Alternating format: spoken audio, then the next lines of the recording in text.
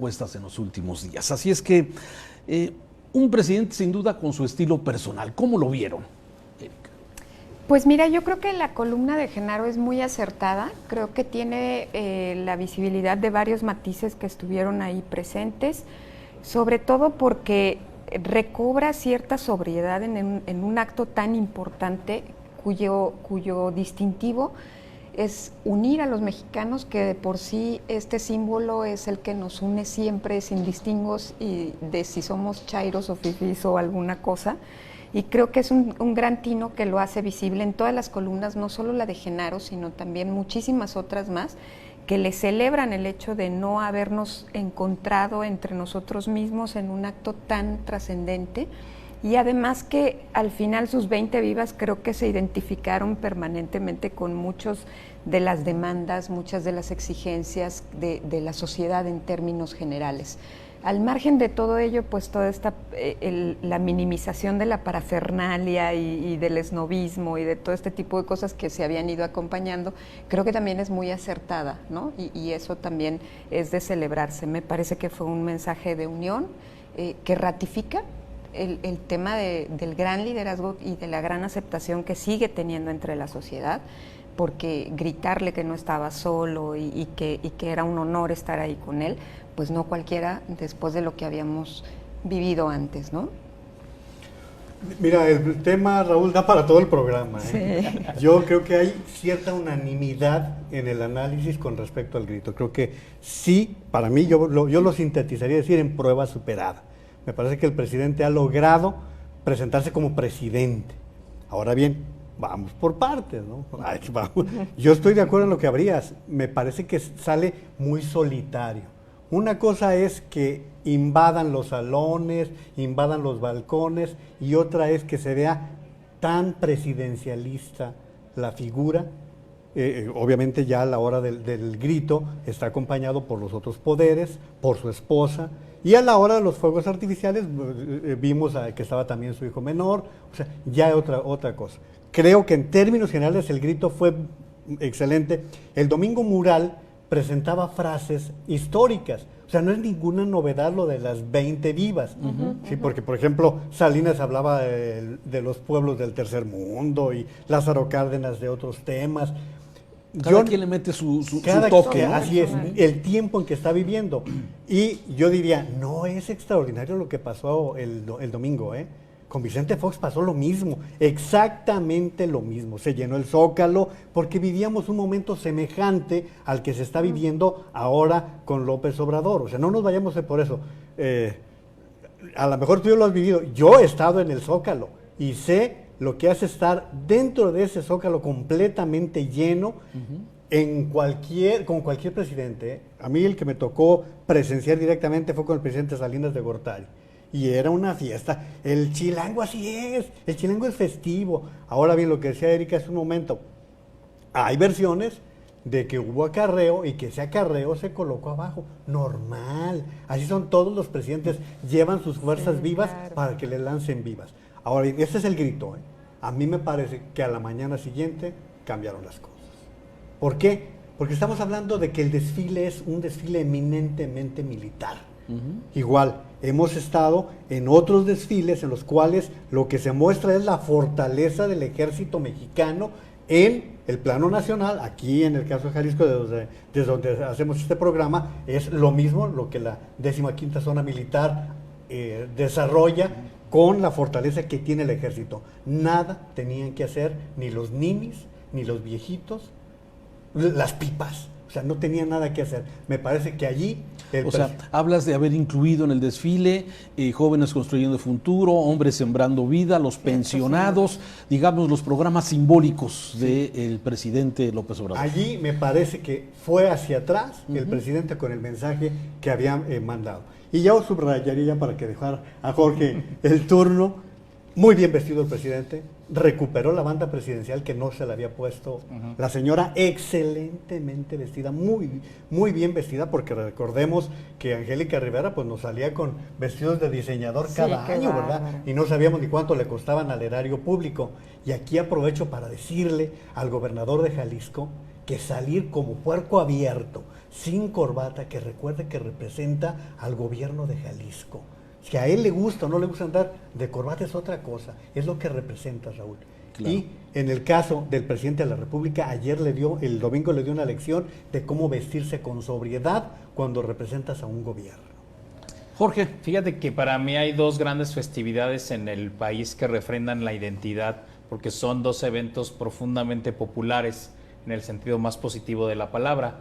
Una de ellas es el grito del 15 de septiembre y la otra es la visita a la Virgen de Guadalupe el 12 de diciembre, ¿no? Yo creo que son las dos fiestas donde el pueblo de México, el pueblo en la forma más positiva, refrenda su identidad. Y creo que hace mucho que el grito de la independencia en nuestro país más bien había sido un evento donde había crítica, donde había estas parafernalias que decía Erika, donde no se veía ese refrendo de la identidad popular. Creo que ahora, quizá lo más importante de este grito, coincido mucho con lo que han dicho Erika y Juan María, es que otra vez se volvió, al menos para este año, en una fiesta de identidad popular, donde había una clara confluencia y convergencia entre la presidencia de la República y la gente que asistió. Creo que para mí eso fue lo más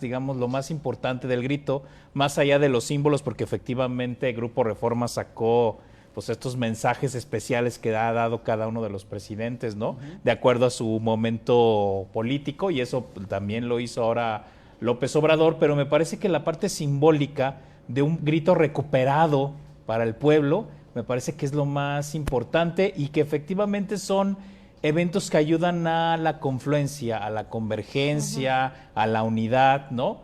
Frente a una presidencia que ha sido o ha vivido entre una polarización muy grande, creo que este tipo de eventos ayuda como a bajarle a este clima de mucha polarización, a decir, a ver, todos vamos juntos, somos un solo país y tenemos que ir para adelante. ¿Pero tú crees que ya no va a haber entonces polarización? ¿Ya no va a criticar a sus opositores, esa va a continuar, a los neoliberales? No, esa yo creo que va a continuar, pero este momento es por lo menos, a ver, vamos a dejar todo eso atrás, somos un pueblo, somos un país y vamos a darle para adelante, ¿no? Seguramente el estilo propio del presidente es tender a la polarización, pero ahora creo que precisamente incluso esta sobriedad ayuda a eso, ¿no? A que todo mundo, diga sí, hay que refrendar nuestra identidad, ¿no? De hecho, el propio Genaro señala eso, que ya pasó el grito, sí, sigue, ¿verdad? Hay un artículo muy interesante de Federico Reyes Heroles hoy en Excelsior, en donde advierte precisamente esto, dice,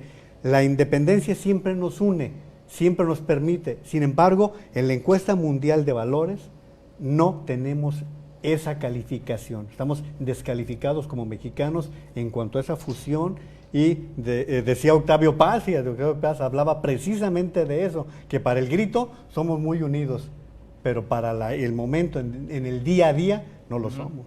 No lo somos. Ahora, se ha polarizado en redes sociales, especialmente hoy con la presencia de esto, sobre el tema, lo que significa que el presidente aparezca solo. A mí en lo personal me gustó, pero creo que manda el mensaje de que la autoridad, del que manda, pues es él.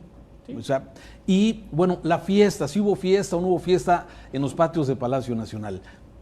Pues bien, yo siento que de alguna forma también el que aparezca el presidente solo y que tenga sus invitados especiales, pues digo, no le quita la popularidad, no le quita, la fuerza. Coincidimos en eso, ¿verdad? No, y hay mucha sobriedad, es decir, esto de no hacerlo como la fiesta de los amigos del presidente, como había sido en los últimos años, me parece que es una buena señal. Y efectivamente, el poder ejecutivo recae en una sola persona, ¿no? Sí, hubo fiesta. En los patios de Palacio se reunió todo el gabinete, el cuerpo diplomático, los acompañantes del gabinete. Pero no son los amigos del presidente, ¿me explico? No es así como... Esa es la diferencia. Creo que esa es la diferencia. Además, era normal que existiera porque todo el acto tendría que invitar a ese tipo de personalidades que son importantes para el país, no necesariamente para el presidente. Pero el hecho de que haya salido solo en el balcón, sin sus hijos, sin sus amigos, sin todo ese tipo de cosas que rodeaban antes, a mí me parece muy valioso. Pero yo no recuerdo en alguna ocasión que los presidentes hayan salido con más allá de su familia. A Salinas salía con sus hijos, no salía con los novios de la niña, Fox no salía igual, salían con sus hijos. Yo no lo recuerdo, yo fui parte de un gobierno federal y ni siquiera los subsecretarios nos invitaban. O sea, no dudo que los presidentes inviten a unos cuantos amigos, pero la ceremonia interna de ayer no fue muy diferente a las demás. Y me parece, lo que tú dices está bien, es un festejo, es una fiesta en la cual aquí en Palacio de Gobierno de Jalisco ocurre algo semejante. Se da una fiesta en donde pues se festeja en ese pequeño grupo, como en las familias, se festeja también el Día de la Independencia. Oye, pero también a lo mejor tuvo que ver con una medición de riesgo previo, porque las veces que han sacado a la luz pública a su hijo, el menor, por ejemplo, ha tenido una serie de enganches y de malos comentarios en el Twitter que la propia señora dijo, yo no lo voy a volver a permitir. Entonces también tiene que ver con pero medir sí apareció, sus propios Erika, riesgos. Sí apareció en el balcón. Y Sí, los otros, pero, y los pero hijos no también, en los el, hijos grandes. pero no en el momento del grito No en el como momento del tal. grito. No, es que el grito es otro momento. El grito Así sí. es. Sí. Sí, sí. Sí, o sea, sí estuvieron, pero no estuvieron en ese no momento. con él, A ver, no sí, con él. pueden estar, pero es la sobriedad. O sea, acordémonos de los Así es. últimos balcones llenos de... Es correcto, a eso me O sea, refería. que parecía una fiesta de boda, vamos a decirlo así, y ahora ya era un evento republicano. Y era Digo, como ver desde arriba, ¿no? exactamente, Hacia todo el mundo. Sí, sí, sí. Vamos a Yo, hacer una pausa, apuntando a si me lo que permite, decías sí. rápidamente, Raúl, de lo que dices, el problema es que el presidente ha mandado el mensaje de que es él. Sí, y en todos totalmente. los eventos en los cuales él ha dado o informes o actos relevantes como el de Tijuana, siempre es el presidente. Y es en lo que estás mencionando tú. El domingo nuevamente aparece el presidente. Claro. Sí, pero digamos, Pero de es eso su al estilo. presidencialismo Esa es otra priista, cosa. no hay puntos Nada de que ver. comparación, ¿no? Vamos a hacer una pausa, estamos en Para Opinar, regresamos inmediato, hay más temas.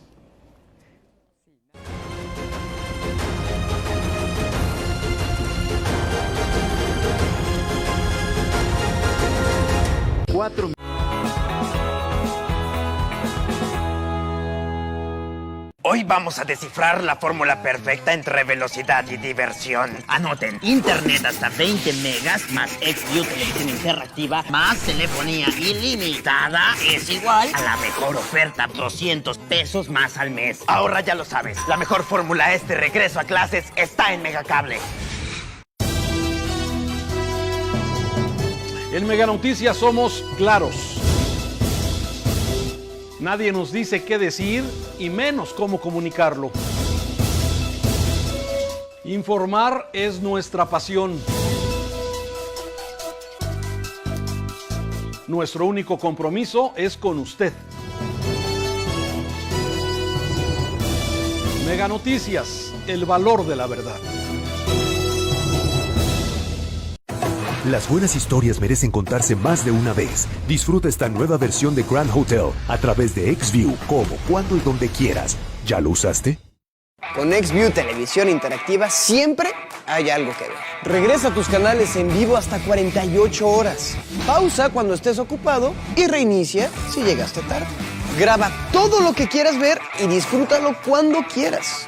Encuentra series completas, capítulos de estreno y películas en más de 8,000 horas en tu tele o cualquier dispositivo móvil. Por solo 50 pesos más a tu mensualidad, disfruta la experiencia. XView de Megacable. ¿Ya lo usaste? Paga tus servicios Megacable sin ir más lejos, en cualquier sucursal de OXXO de tu ciudad. Es rápido, fácil y se refleja inmediatamente. No te desconectes de tu diversión ni de tu internet. En Megacable ya nada es igual.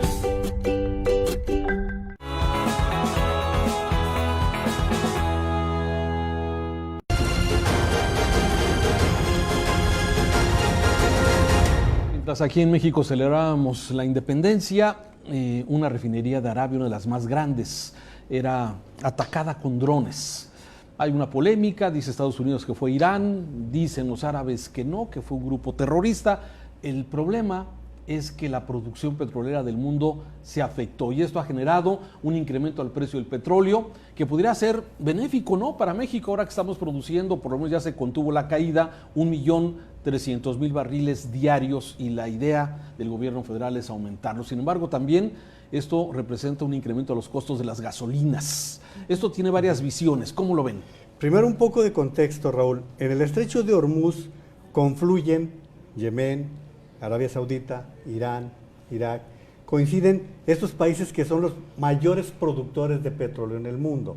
La guerra en Yemen ya tiene bastante tiempo y Yemen es un país pobre, es el más pobre de la región, pero es el motivo del conflicto. ¿Por qué es el motivo del conflicto? Porque está apoyado por un lado por Irán y por otro lado por Arabia Saudita.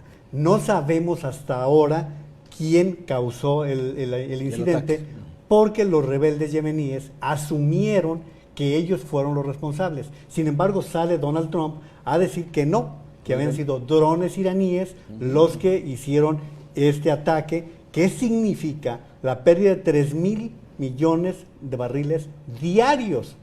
Esto significa un golpe muy fuerte para toda la producción. Dice Arabia Saudita que está preparada para salir adelante. Estados Unidos, a su vez, está pidiendo, de hecho, el presidente Trump, el permiso para usar las reservas y cubrir. ¿Qué sucedió de inmediato? Que el barril que estaba en $49 se brincó hasta los $71.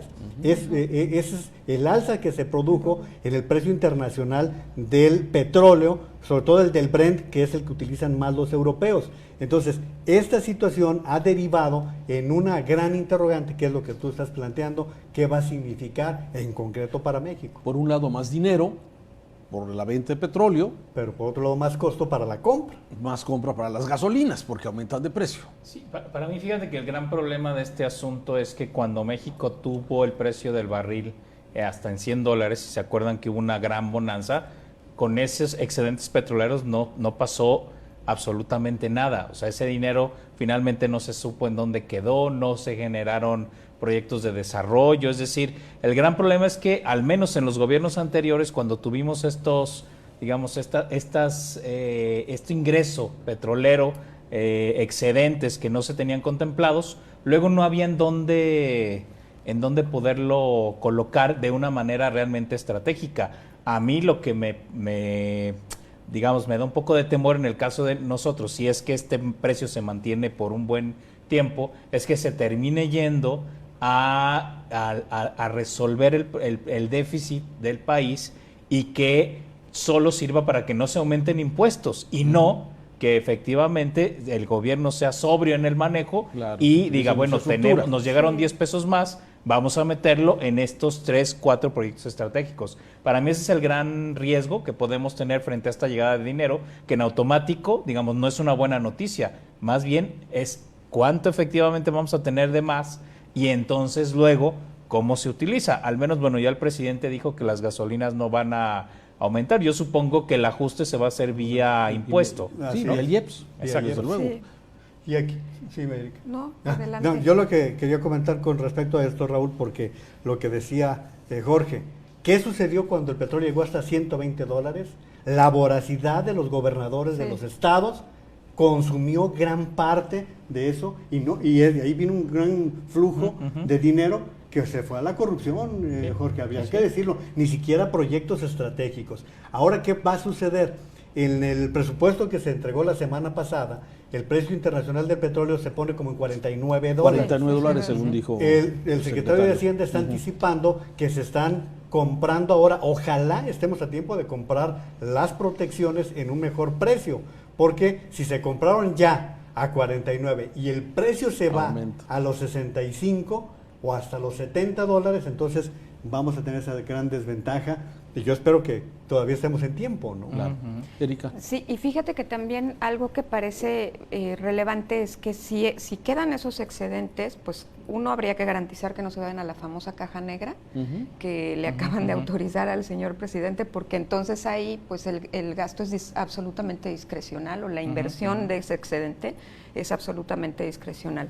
Y lo segundo es saber qué es lo que van a tratar o qué van a hacer los gobernadores con relación a esto, porque les brillan los ojos en función de que había varios proyectos que cada uno de ellos tenía y que no estaban contemplados dentro de del ejercicio presupuestal o de todo el paquete que entregaron. Entonces, creo que son dos vías ahí interesantes, Claro. y la otra es el consumo interno, pues, ¿no? La parte de que siempre al que le pega es al que se mueve todos los días, y de ahí no nada más es quienes tenemos un automóvil, sino quienes también se mueven en el transporte público, ¿no? Claro. Y eso qué necesidad también, termina- Raúl, de anticiparse por el presidente.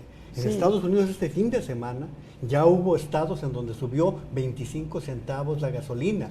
Estados Unidos, que tiene las mayores reservas Sí, pero de aquí está petróleo el en mundo. compromiso del Sí, presidente de no De subir no los subirlas. combustibles. pero Entonces, ante una eventualidad como hay la que que ver, se está presentando, claro. yo creo que Vamos a ver todos cómo se va. entenderíamos, o debemos de entender, que quienes tenemos un automóvil vamos a pagar más. Entonces, eso creo que es de lo que debemos entender para no caer en estas falsedades. Lo que está diciendo Jorge, no te van a aumentar el precio de la gasolina, pero te van a aumentar el IEPS. Y entonces, los precios reales no aumentaron, pero los impuestos sí. desde luego.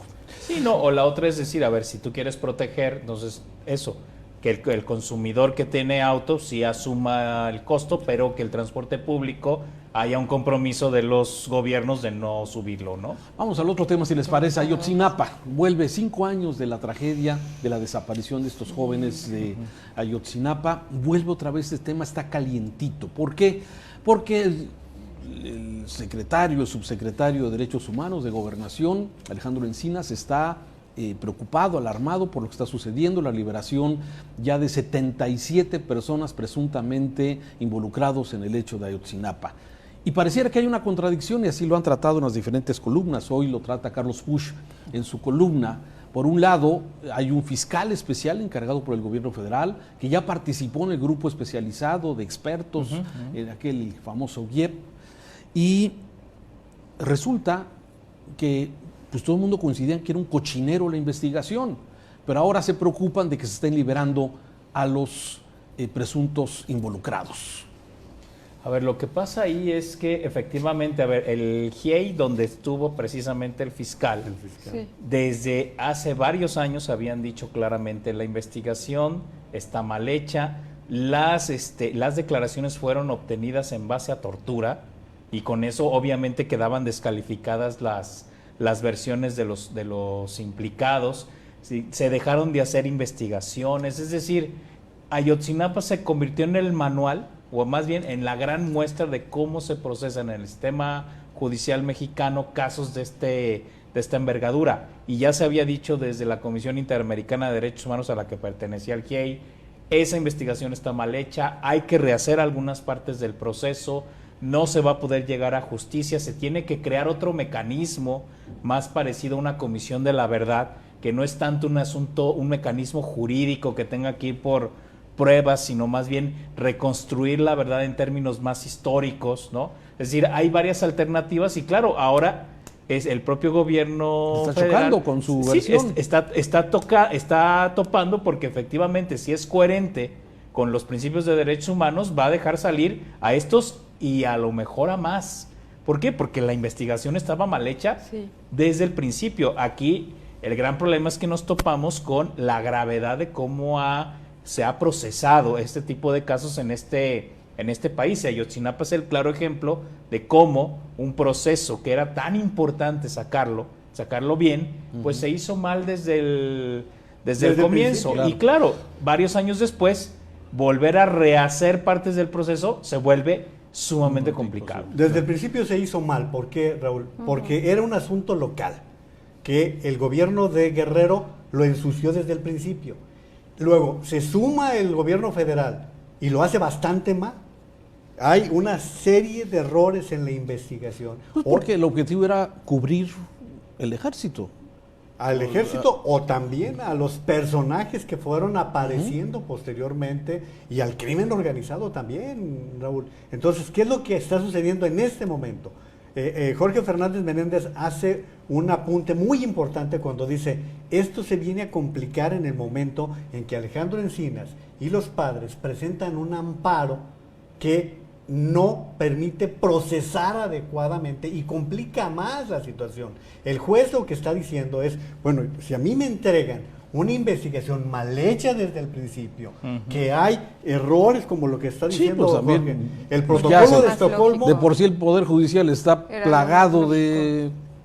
el protocolo de Estocolmo es un compromiso que México tiene para casos de tortura, y en este caso está predominando para que el juez diga, tengo que liberarlos porque la forma en que se hicieron las investigaciones fue incorrecta, y no sería remoto que sigan saliendo más acusados. Que ya nos había pasado con el caso de la muerte de Acteale en el 97. También nos pasó algo parecido, de gente que se le había obtenido las versiones en tortura y que luego también los empezaron a dejar a salir. No es la primera vez que pasan estas cosas. Ya hay un antecedente Erika, muy claro. ¿algún comentario? Pues nada, yo coincido totalmente con mis compañeros, porque al final también lo que es muy claro es que es el reflejo más evidente de la impunidad reinante en el país. O sea, Ayotzinapa, sus resultados, el hecho de que hoy haya 70 personas fuera porque pues declararon bajo tortura, pues es evidente que todo se iba a echar para abajo.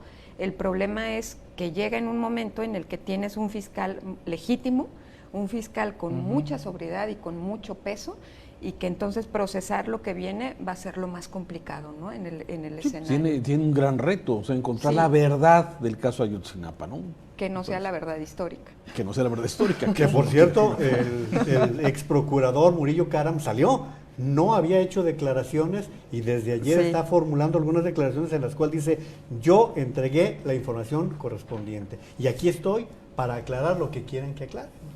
No, son miles y miles de páginas del expediente Ayotzinapa. Lo que pasa es que no se ha logrado configurar un caso jurídicamente sólido. ¿Por qué? Porque fueron investigaciones mal hechas, no se abrieron las líneas de investigación correspondientes desde el principio, ¿no? Las pruebas no se tomaron como era debido. Es decir, es el rosario de errores de lo que no se tiene que hacer. Y el fiscal encargado perteneció al grupo de investigación, ¿eh? Sí, lo que Óscar Gómez Trejo es fue reto. parte del grupo de la Comisión Interamericana. Sí, de por eso Derechos está Tiene atorado, mucha por eso cada día legitimidad parece también. que está más lejos la verdad del caso Ayotzinapa. Si Así me es. permiten hacer una pausa, vamos a continuar aquí en Megacanal. Gracias a quienes nos ven en TVC.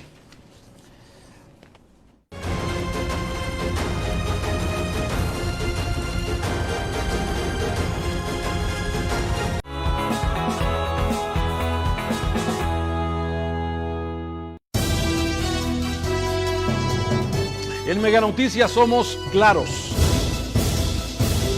Nadie nos dice qué decir y menos cómo comunicarlo. Informar es nuestra pasión. Nuestro único compromiso es con usted.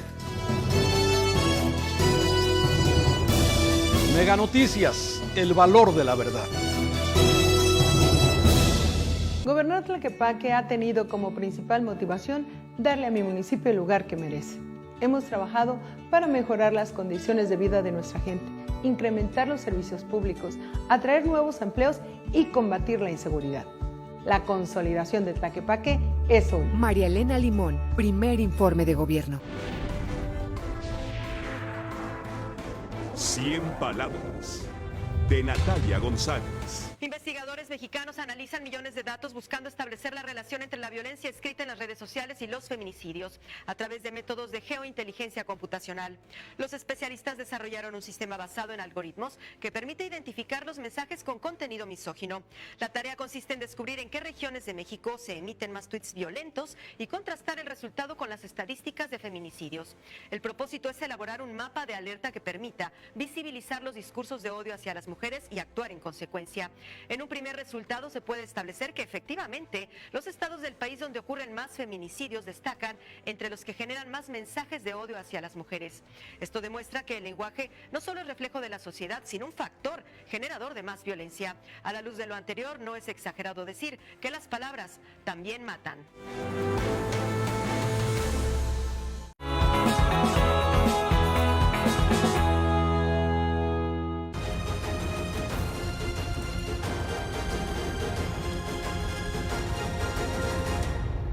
Continuamos aquí para opinar y bueno, el otro tema también se publica la ley de amnistía que va a beneficiar a indígenas, que me parece algo muy importante, necesario, el tema de los primodelincuentes en el caso de narcomenudeo. Me parece que también es un buen principio. O sea, leyendo lo que propone esta ley de amnistía, me parece que tiene muchos elementos importantes. A mí lo que yo cuestiono siempre es la impunidad y la ejecución de un sistema judicial de procuración de justicia muy maleado, muy corrupto. No sé cómo la ven. Aquí hay que decir, Raúl, que es un compromiso de campaña del presidente. Sí. El presidente se comprometió a una ley de amnistía que en un principio teníamos pánico de que se perdonaran narcotraficantes y criminales. No, está muy acotada según la que se envió. Extrañamente no se manda con carácter prioritario, pasará por el flujo normal en las cámaras. Pero a mí me parece lo mismo que estás diciendo tú, Raúl. Yo creo que qué importante es liberar a gente que no sabe ni por qué está presa y que son miles de personas. Sin embargo, los riesgos son altos. En Ciudad de México ya ocurrió con una liberación que sí te aumenta los niveles de delincuencia, que no es para retener a esos primodelincuentes, a mujeres que están detenidas por un aborto, ¿no? Sí, hoy escuchaba, aparece que el tema, en este caso hay más o menos sobre 20 mujeres que están privadas de la libertad por el aborto. Involuntario, y hay que decirlo, por un aborto involuntario. Hace poco salieron en defensa de una y ganaron un caso en Querétaro y otro en Puebla que fueron muy representativos. Mira, a mí me parece que en principio lo que yo leo de la ley de amnistía es muy bueno, y yo diría que qué bueno que se fue al proceso legislativo normal, porque así tiene un proceso de discusión y de discusión bien, muy sólido para pensarlo muy bien. En el fondo y atrás de esto está lo que siempre ha pasado, que son los programas de reinserción.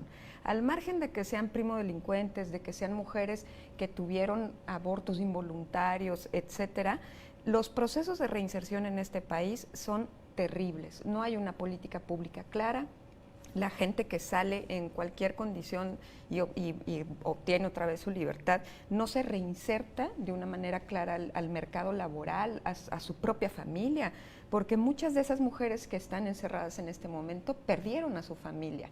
Es curioso, pero las mujeres que están en reclusión son menos visitadas y más abandonadas que los hombres, porque a los hombres van y los visitan sus mujeres, ¿no? Y a ellas de pronto ya no vuelven a saber de los hijos, ya no vuelven a saber de absolutamente nadie porque son muy criminalizadas.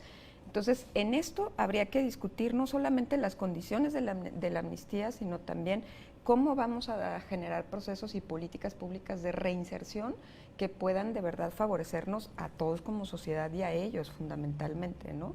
Yo diría eso.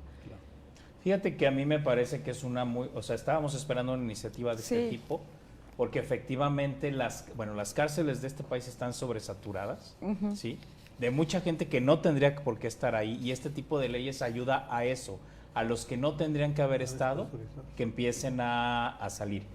Claro, una parte clave, y lo dice muy bien Erika, es cómo le vamos a hacer con incluso políticas más allá. Si tú te vas al caso que mejor conozco, que es el de la montaña de Guerrero, donde los agricultores tuvieron que entrarle a el asunto de la siembra de amapola, obligados y por la pobreza, una pobreza brutal, ¿no? Que es gente que vive del autoconsumo y que la única manera de obtener dinero líquido es con la siembra de esto, que además ni les deja, o sea, no se construyen mansiones en la montaña de Guerrero. Y claro, si tú no generas una política de rescate del mundo rural en estas zonas, vamos a volver a caer lo mismo en otro tiempo. O sea, es gente que probablemente salga o que le quiten estos delitos. Sin embargo, el escenario social está puesto para que eso vuelva a suceder. Y ahí es donde yo creo que esta ley de amnistía tendría que ir acompañada de políticas de reinserción y política pública en ciertas regiones del país donde las circunstancias sociales pues han orillado a que la gente le entre a este tipo de actividades, ¿no? Y la parte de la ejecución que tú mencionabas, no puede estar más que justificada una amnistía. Creo que todos estamos de acuerdo en que es el momento. El problema es la ejecución en un sector judicial en donde se puede aprovechar cualquier resquicio para que en lugar de que verdaderamente salgan solo inocentes o gente que debe salir, salgan también reos que tienen que purgar pena. Lamentablemente, que ya lo hemos visto con el último crimen aquí en Plaza Galerías, ¿sí? De un sujeto que estaba sentenciado a 15 años y estaba libre 3 años después. ¿Qué pasó? ¿Cómo? Son cosas que ocurren. Vámonos a algo, un tema, a ver, el constituyente. Este es un tema que muchas personas, y aquí en este programa, con Diego, con Enrique y con ustedes, nos preguntábamos cuál es la razón, la justificación para una nueva constitución del Estado de Jalisco. Ya fue aprobado en forma mayoritaria, con algunas excepciones, ¿sí? En la creación de este constituyente, es decir, crear este grupo, por cierto, 138 personas, para redactar una nueva constitución. La pregunta, se las vuelvo a hacer, ¿sí? Dicen los defensores de esto, se necesita un nuevo pacto social del gobierno del Estado, promovido por parte del gobierno del Estado, y la pregunta es, ¿se necesita una nueva constitución? Bueno, pues, a ver, yo tengo la experiencia de lo que pasó en Ciudad de México. Ajá. Pero en Ciudad de México no había constitución. Así es. Por eso fue necesario crear un Congreso Constituyente que dotara a la capital de la República de una constitución. Jalisco no lo necesita, y yo lo dije en este programa desde que en campaña se estuvo manejando el tema de una nueva constitución.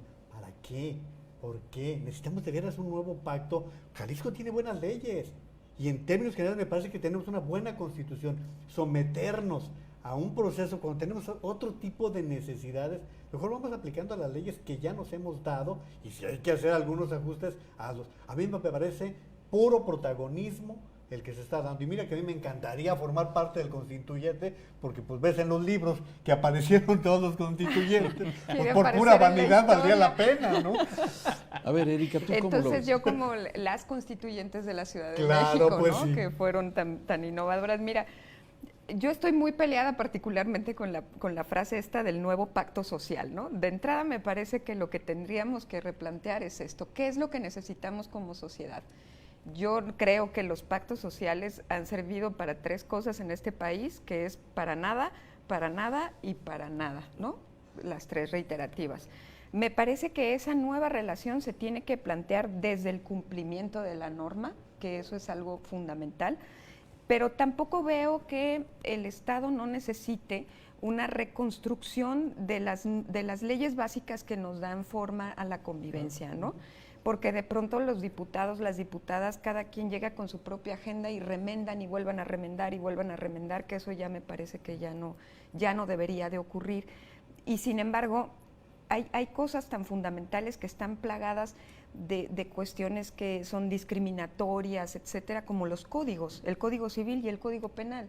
Entonces, yo me pregunto, ¿qué va a implicar ese constituyente? Si va a implicar no solamente los articulados, sino también la reconstrucción o la nueva redacción de esos códigos que son al final los que son esenciales dentro de la norma, bajo una lógica básica. Que son los que operan, que son los, con los que rigen la convivencia. ¿De qué nos sirven 60 artículos menos de los que ya tenemos, ¿no? Si de plano toda la parte de que rige nuestra convivencia va a seguir siendo altamente discriminatoria, porque lo dicen todos los mecanismos y los instrumentos internacionales. Entonces, me parece que estamos entrando a un proceso de relumbrón, perdón que lo llame de esa manera, en el que tampoco estamos discutiendo cuáles son las bases para meterse a este proceso y si van a aceptar o no opiniones y voces distintas, porque esa es otra, ¿no? O sea, a quienes quieren adentro del constituyente y si va a haber voces que cuestionen lo que se está haciendo, ¿no? Y que nos pongan de frente una realidad. Eso a ver, pensaría. entonces, no me queda muy claro. ¿Tu postura es, no ves razón de un constituyente o sí ves una necesidad de revisar las leyes de convivencia en Jalisco? A mí me parece que la razón del constituyente tendría que ser, si se hace, no solamente revisar las leyes, sino también todos los códigos que son los que norman nuestra convivencia cotidiana. Si es así, vale la pena. Si no, entonces mejor ni se metan y sigan trabajando sobre lo que tienen que hacer, porque de verdad es difícil que los legisladores toquen los códigos, sumamente complicado. Y en eso, pues están todos los amparos, están todo lo que todo mundo se salta y todo lo que todo mundo utiliza para saltarse las normas. Entonces, si hay constituyente para eso, está bien. Si no, pues mejor que marquen otra agenda y sobre todo que redefinan qué es lo que nos va a unir, porque esa palabra del pacto social a mí me parece que está ya muy desgastada, ¿no? Fíjate que cuando hablamos como arriba, en los conceptos de arriba, es muy difícil ponernos de acuerdo, pero al menos yo sí creo que, bueno, desde hace años nos debemos una armonización de la Constitución y las leyes reglamentarias a derechos humanos, que es algo que de 2011 se ha pedido, que yo he oído a legisladores que ahora pues sí lo vamos a hacer y no se ha hecho. Esa es una primera, digamos, deuda que tenemos con el Estado. La segunda es que todo el tema del Poder Judicial, yo sí creo que necesita una cirugía mayor, por todo lo que hemos visto que ha estado pasando con este poder, de falta de autonomía, independencia, etcétera, etcétera, ¿no? Yo creo que ahí nos debemos una buena parte. Pero para eso se necesita una nueva constitución. Ahora voy. Perdón. Y la otra más tiene que ver con el asunto ambiental. O sea, si tuviéramos legislaciones ambientales más sólidas, a lo mejor no estaríamos discutiendo el tema de villas panamericanas. Entonces, ¿qué quiere decir? Yo sí veo ciertas necesidades de reforma, de cirugía mayor en nuestra legislación estatal para garantizar mejores derechos, para armonizar leyes, para que no sean tan discriminatorias, para reforzar el tema medioambiental. Pero lo que yo no sé es que si estas reformas nos dan para hacer una nueva constitución. Yo lo que creo es, ¿necesitamos una cirugía mayor de la Constitución? Sí, estoy plenamente convencido de ello. ¿Eso va a dar como fruto una nueva Constitución?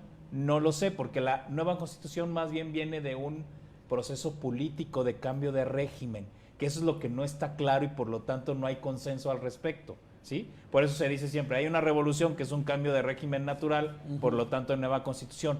Yo no veo este proceso político de cambio de régimen, pero sí veo una enorme necesidad de actualizar y reformar nuestras leyes que tienen que ver con la Constitución y con los códigos, como bien señala Erika, ¿no? Y si aplicáramos solamente, como decía Juan María, aplicar la ley como está para mejorar la seguridad, a lo mejor hay ausencias como las que estás mencionando, Erika, las que estás haciendo referencia, pero por ejemplo, el tema de seguridad, o sea, ¿con una nueva Constitución va a mejorar la seguridad? ¿Podría haber elementos para mejorar la seguridad? ¿En automático no? No, en automático Yo creo que coincidimos en algo que decía, mucho es vanidad, yo a un año de distancia de Enrique Alfaro como gobernador del estado, yo no le veo el renacimiento de Jalisco. ¿Cuál renacimiento? No, era la refundación. Peor. Ya le cambiaste. Peor, por la refundación. Ya lo pasó a la edad de oro. Entre cuarta transformación y refundación. ¿Cuál refundación? O sea,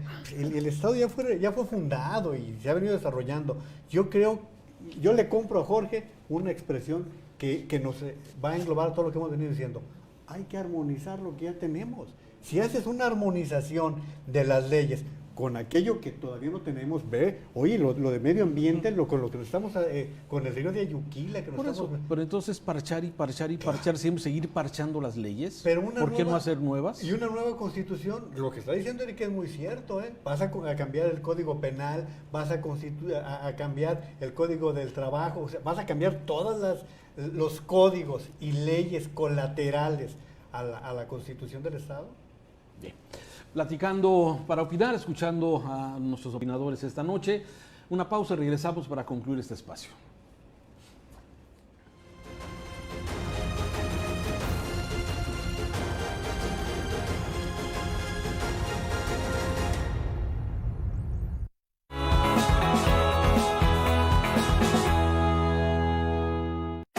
Las buenas historias merecen contarse más de una vez. Disfruta esta nueva versión de Grand Hotel a través de XView, como, cuando y donde quieras. ¿Ya lo usaste?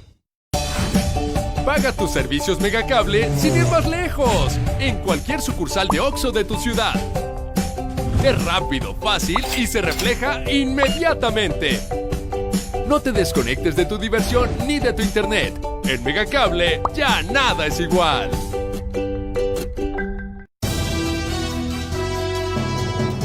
En Mega Noticias somos claros. Nadie nos dice qué decir y menos cómo comunicarlo. Informar es nuestra pasión. Nuestro único compromiso es con usted. Mega Noticias, el valor de la verdad.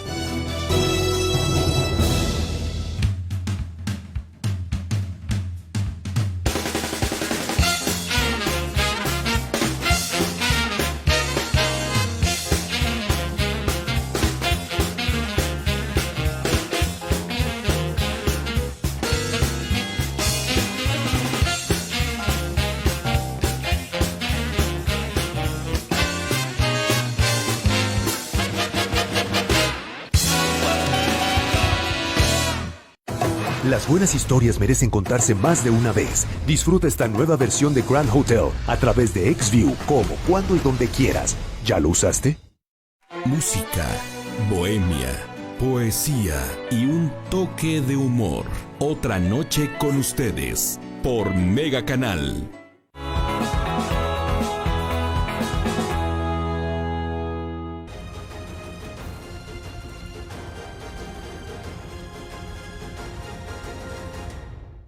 En el último espacio para opinar, bueno, Salvador García Soto, editorialista del periódico El Universal, y hoy en muchos periódicos, Manuel en El Milenio y otros periodistas también están tocando el tema de Lemus Alfaro.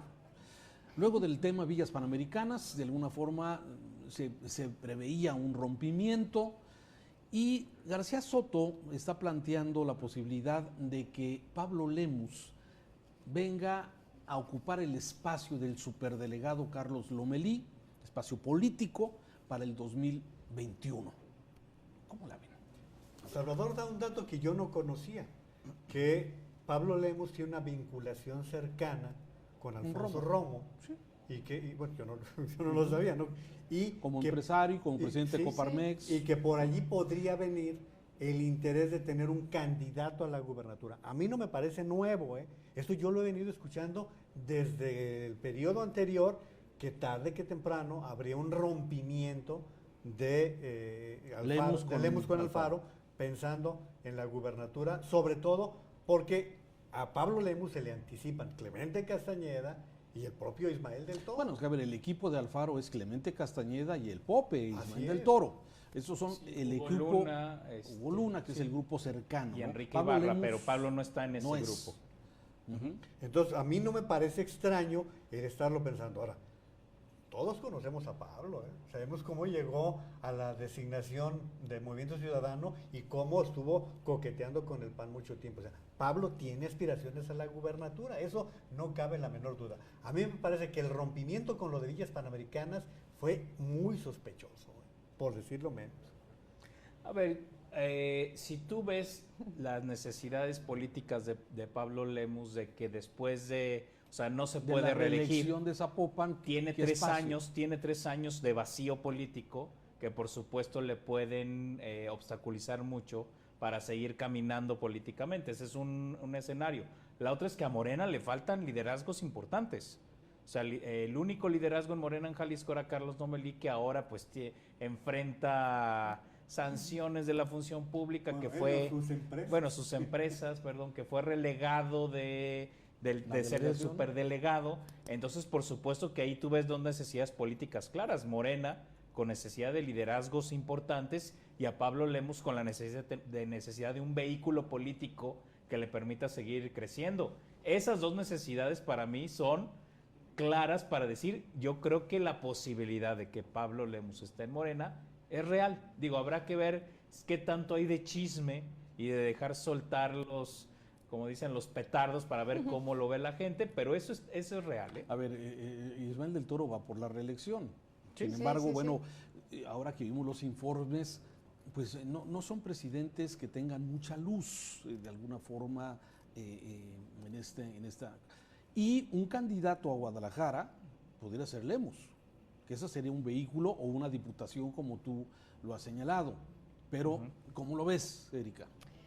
Pues yo sinceramente creo que me iría más con el comentario de Jorge, ¿no? Un poco la necesidad de Morena de tener cierto tipo de liderazgos que tengan luz y que tengan un mínimo de inteligencia para conocer cómo opera la administración, porque hasta este momento no ha habido alguien que refleje esa parte, ¿no? No lo hay, que hay un desaguisado con los padrones, con los levantamientos, con toda la dispersión de los recursos, no hay nadie que nos explique cómo operan y cómo funcionan, etcétera, etcétera, y necesitan urgentemente un vaso comunicante capaz de ejecutar todo ese tipo de cosas y de generar todos los cambios que tienen que generar en la estructura que no se han dado, ¿no? Que esa es otra parte. Ahora, lo cierto es que pues el gobernador siempre ha estado por encima de cualquier otra persona, ¿no? Entonces eso limita el lucimiento de quienes pudieran estar Alfaro abajo no va a permitir que alguien... Como tampoco lo hizo el exgobernador Aristóteles en su momento, ¿no? Porque era él y solo él, y eran las autoridades y pues no permiten que emerjan.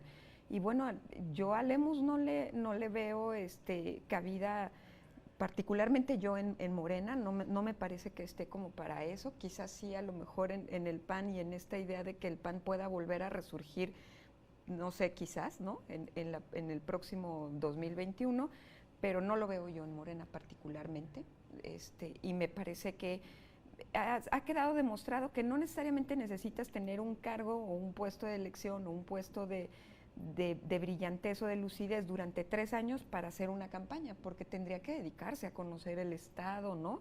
Y a conocer algo más allá de Zapopan. Entonces, tampoco lo veo queriendo tener un espacio intermedio. Quizás sí, un espacio que le permita organizarse, sea cual sea la vía que elijan, pero es un particular. Yo porque sí lo veo en Morena, porque Enrique Alfaro tiene un grupo. No como morenista, sino utilizando Morena, claro, de alguna forma. O sea, utilizándose sí, mutuamente. Utilizándose mutuamente. ¿Por qué? Como lo hizo con MC, sí, de hecho, claro, ya. Claro. ¿No? Muy bueno. En el caso concreto de Ismael del Toro tiene la oportunidad de la reelección y lo que significa ser el alcalde de la capital del Estado.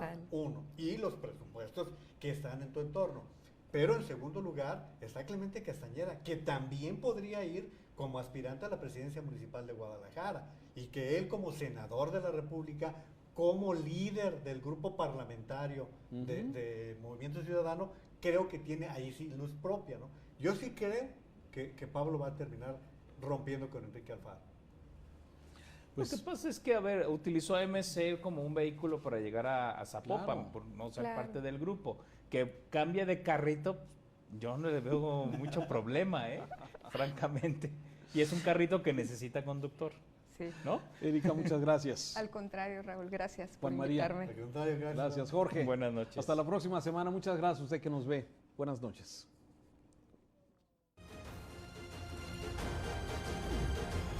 Para opinar.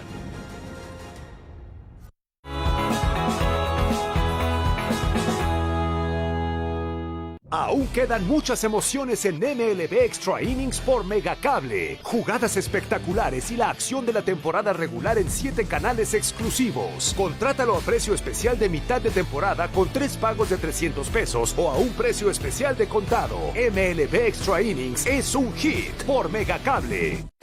Las buenas historias merecen contarse más de una vez. Disfruta esta nueva versión de Grand Hotel a través de XView, como, cuando y donde quieras. ¿Ya lo usaste?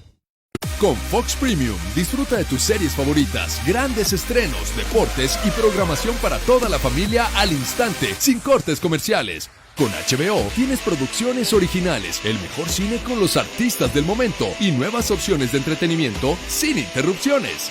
Y con Megacable no tienes que decidir, porque puedes recibirlos juntos por únicamente $200 mensuales. No te limites, contrátalos hoy mismo. En Megacable, ya nada es igual.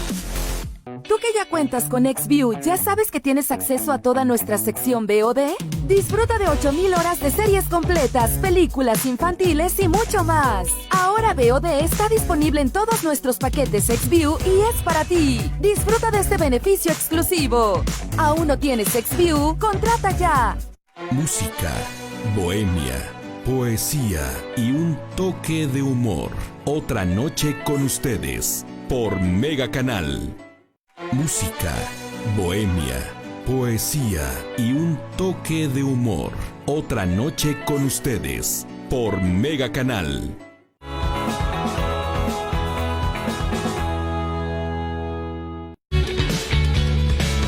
A continuación,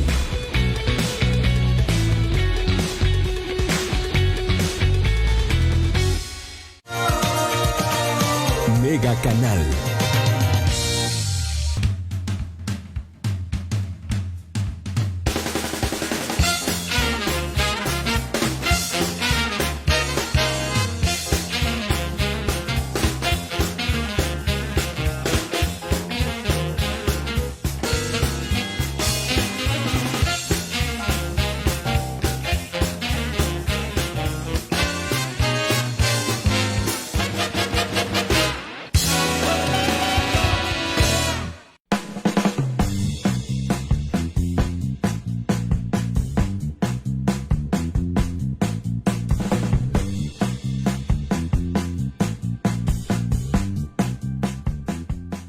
Hola Comelones, ¿cómo están? Bienvenidos otra vez a Comelones TV, a este nuevo episodio, como siempre cada semana, llevándoles un nuevo lugar para que conozcan de la zona metropolitana de Guadalajara, no solamente para la gente de aquí, sino para toda la gente que nos ve fuera de Jalisco, toda la gente que nos ve fuera de esta ciudad y sobre todo pues un saludo también para todos ustedes.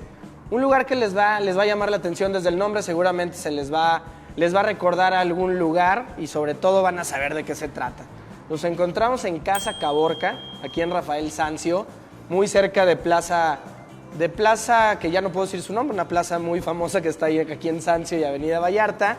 Y bueno, un lugar que abrió hace poco más de un año, un asador mexicano. Y bueno, les quiero presentar a quien hoy nos hace el honor, quienes nos reciben hoy aquí en Casa Caborca. Ricardo, bienvenido a Comelones TV. ¿Cómo estás, amigo? Muy bien, ¿y tú? Muchísimas gracias por estar aquí. No, hombre, yo contento de estar aquí.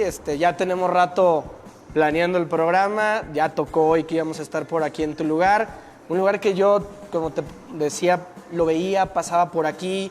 Me llamaba la atención, pero realmente no sabía de qué trataba hasta que no tuvimos contacto. Y bueno, pues ahora sí que tú platícale a todos los comelones qué es Casa Caborca, cómo nace este lugar. No, sí, mira, como tú bien lo dices, realmente tenemos poquito más de un año aquí. No queremos perder obviamente la tradición mexicana, por eso el nombre. Cuando